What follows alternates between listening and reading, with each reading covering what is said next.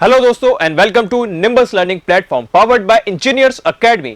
Bihar LRC land reforms and revenue department में जो हाल ही में वैकेंसी निकली है उसके फॉर्म भरते वक्त ऐसी कौन सी 6 कॉमन मिस्टेक्स है, ऐसी कौन सी गलतियां हैं जिसका आपको ध्यान रखना है फॉर्म भरते वक्त। आइए चलिए देखते हैं।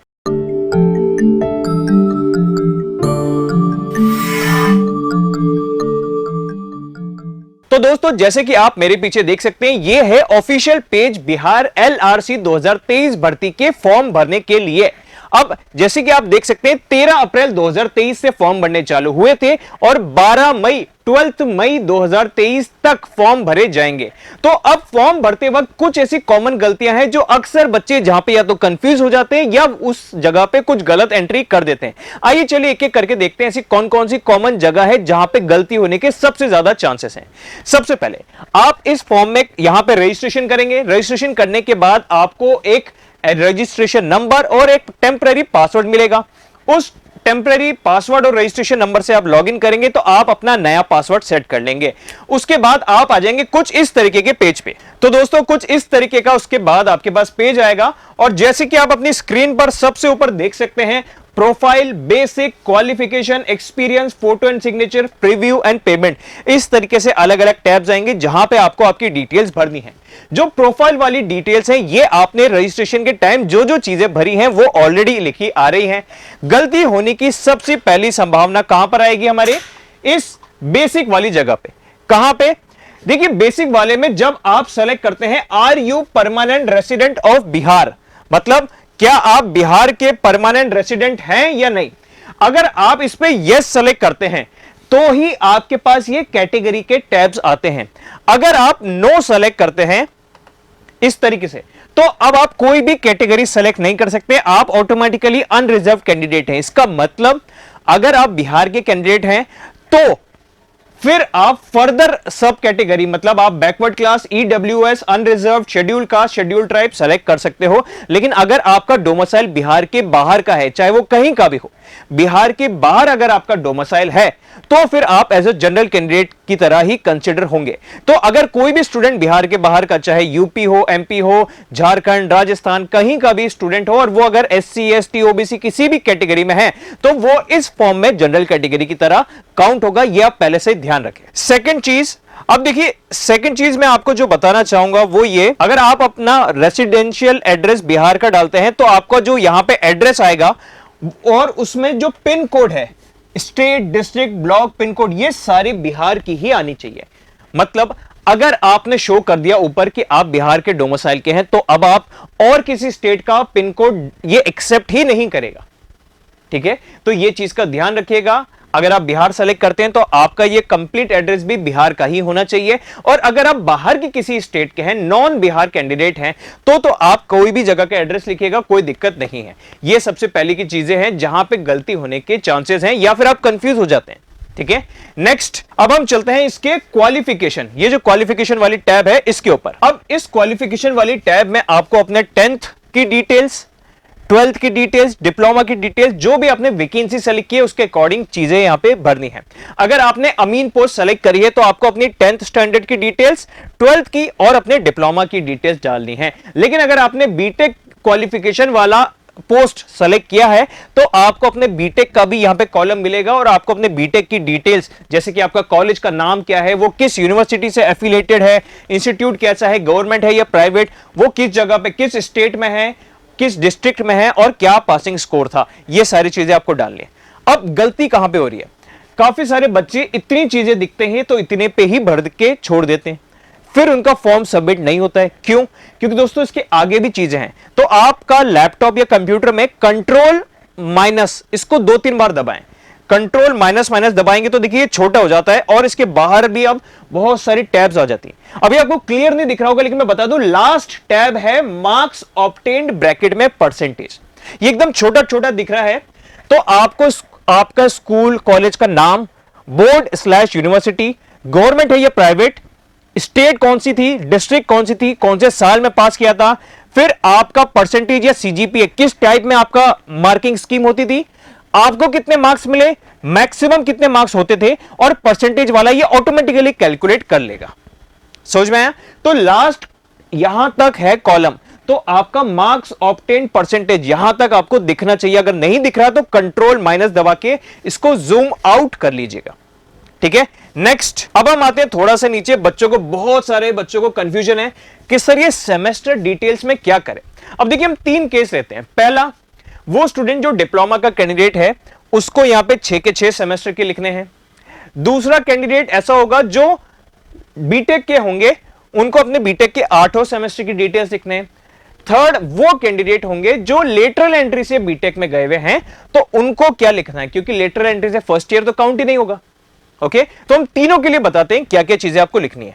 सबसे पहले हम बात करते हैं डिप्लोमा कैंडिडेट्स में। अब डिप्लोमा कैंडिडेट्स में 2016 से पहले के जो पास आउट है, वहां पे सेमेस्टर सिस्टम नहीं होता था, ईयर सिस्टम होता था। First year, second year, third year, fourth year, इस तरीके से ईयर सिस्टम होता था।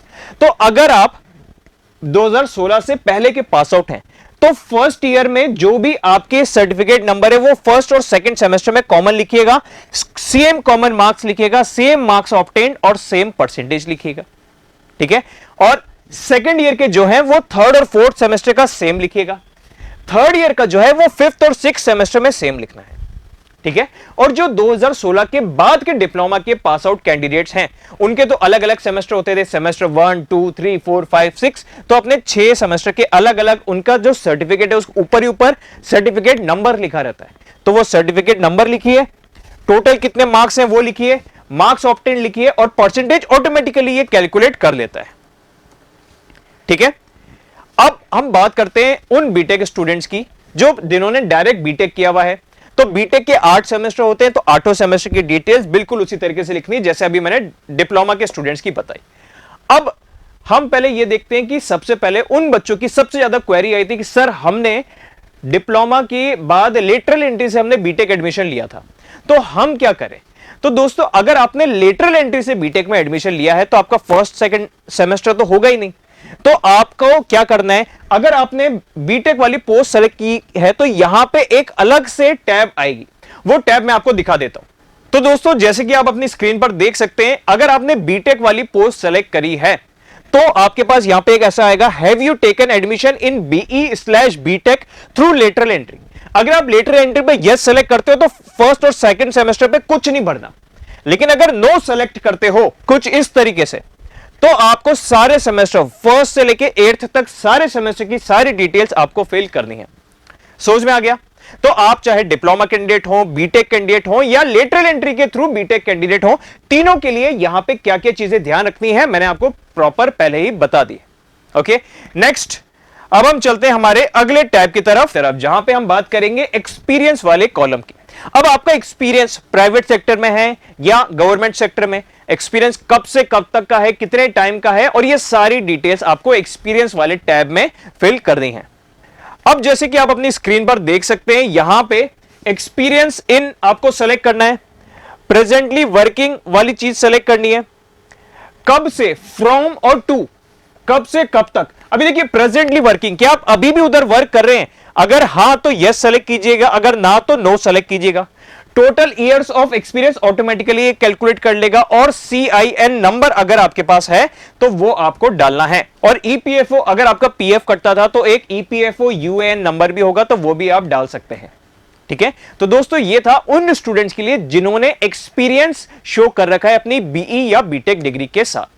अब हम चलते हैं हमारे next tab, photo and signature, मतलब जहां पे आपको अपने डॉक्यूमेंट्स अपलोड करने हैं, चाहे आपका कास्ट सर्टिफिकेट हो, डोमिसाइल सर्टिफिकेट हो, आपकी मार्कशीट्स हो, डिप्लोमा की, बीटेक की, 10th 12th की, या फिर आपका फोटो और सिग्नेचर हो। इसको लेके भी जो कंफ्यूजन है हम वो डिस्कस करते हैं अब अगले स्लाइड में। तो दोस्तों, ये आ गए हैं हम फोटो और सिग्नेचर वाले टैब में। अब देखिए, फोटो और सिग्नेचर वाले टैब में सबसे पहले आपको क्या, फोटोग्राफ अपलोड करना है। देखो डॉक्यूमेंट्स कौन कौन से हैं, फोटोग्राफ अपलोड करना है, सिग्नेचर आपको अपलोड करना है, 10th का पासिंग सर्टिफिकेट अपलोड करना है, 10th का मार्कशीट अपलोड करना है, डिप्लोमा का पासिंग सर्टिफिकेट, डिप्लोमा की मार्कशीट, आपका अगर कास्ट जो भी आपने सेलेक्ट किया है उस कास्ट का सर्टिफिकेट, और डोमिसाइल सर्टिफिकेट। ये सारी डिटेल्स आपको एंटर करनी है। बट काफी बच्चों को कंफ्यूजन है कि सर ये जो फोटो वाला कॉलम है, तो हमारा फोटो के नीचे सिग्नेचर करना है कि नहीं करना है, फोटो के ऊपर सिग्नेचर करना है या नहीं करना है। अब देखिए, इसके लिए मैं आपको प्रोस्पेक्टस का एक पेज दिखाना चाहूंगा। तो दोस्तों, ये है अभी मेरे पीछे प्रोस्पेक्टस, मतलब ऑफिशियल जो वेबसाइट पे प्रोस्पेक्टस गिवन था इस वैकेंसी का, उस प्रोस्पेक्टस का पेज। देखिए, प्रोस्पेक्टस के पेज में सेकंड नंबर पे लिखा हुआ लिस्ट ऑफ डॉक्यूमेंट्स, जो जो डॉक्यूमेंट्स की आपको जरूरत है वो सारी चीजें। तो लिस्ट ऑफ डॉक्यूमेंट्स में आप जब नीचे आएंगे तो आपको यहां पे साफ साफ दिख रहा है आपका फोटो के बारे में 7th नंबर का पॉइंट, हाल का खींचा गया फोटोग्राफ, और उसके सामने लिखा हुआ है स्व हस्ताक्षरित फोटो। स्व हस्ताक्षरित मतलब self attested photo. Self attested मतलब क्या होता है कि आप अपनी मर्जी से ये फोटो वहां लगा रहे हैं, ये प्रमाणित आपकी खुद, उधर सेल्फ अटेस्ट मतलब खुद का साइन होगा। अब साइन कहां होगा, फोटो के नीचे होगा या फोटो के ऊपर होगा?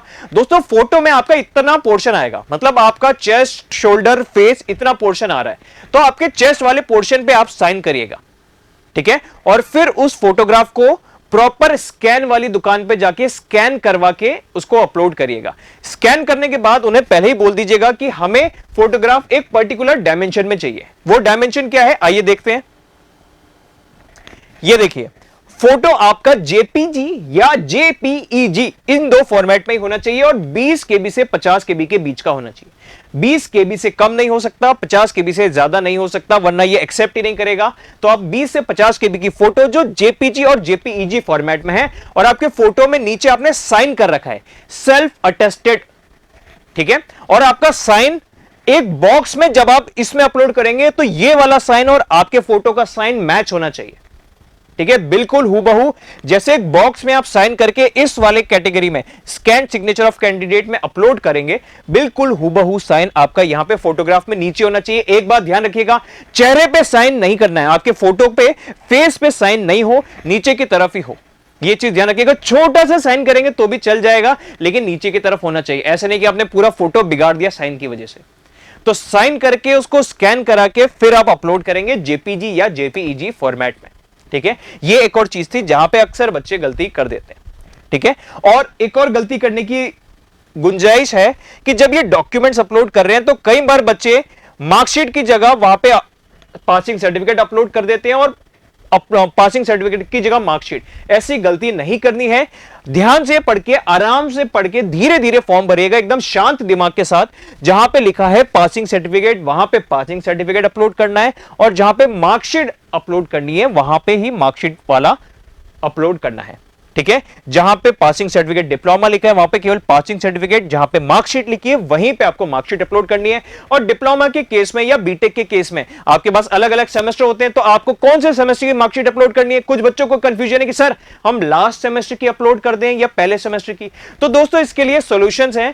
पहला सॉल्यूशन, जिन बच्चों को ऐसी मार्कशीट मिलती है जहां पे सारे सेमेस्टर की डिटेल्स लिखी रहती है कि फर्स्ट सेमेस्टर में इतने मार्क्स थे, सेकंड सेमेस्टर में इतने मार्क्स थे, तो वो उस पेज को अपलोड कर सकते हैं। जिन बच्चों की ऐसे नहीं बनती है वो स्टूडेंट्स क्या करेंगे, अपनी first, second, third, fourth, fifth, six, seventh, eighth, BTech या डिप्लोमा जो भी है, आपकी जितनी मार्कशीट्स हैं अलग अलग सेमेस्टर की, उसकी एक कंबाइंड कॉपी बनाएंगे पीडीएफ में, और वो पीडीएफ फाइल आप यहां पे अपलोड कर देंगे, ठीक है। ये पीडीएफ फाइल 500 केबी से 2 MB के बीच की, 500 केबी टू 2 MB के बीच की साइज होनी चाहिए और पीडीएफ फॉर्मेट में ही होनी चाहिए, ठीक है। और बाकी तो कास्ट सर्टिफिकेट है वो भी पीडीएफ फॉर्मेट है, और डोमिसाइल सर्टिफिकेट भी आपका पीडीएफ फॉर्मेट में होना चाहिए, ठीक है। तो दोस्तों, ये कुछ जगह थी जहां पे आपकी गलती करने की या कंफ्यूज होने की सबसे ज्यादा संभावनाएं रहेंगी इस एलआरसी के फॉर्म को भरते हुए। इसी तरीके की और फर्दर अपडेट्स के लिए, एलआरसी एग्जाम से रिलेटेड और नई नई चीजों के लिए निंबस लर्निंग चैनल को सब्सक्राइब करें और जुड़े रहिए निंबस लर्निंग ऑनलाइन प्लेटफॉर्म से। Thank you and have a nice day. If you really like the video, please hit the like button, share the video, subscribe to our YouTube channel and press the bell icon for the latest updates. Thank you.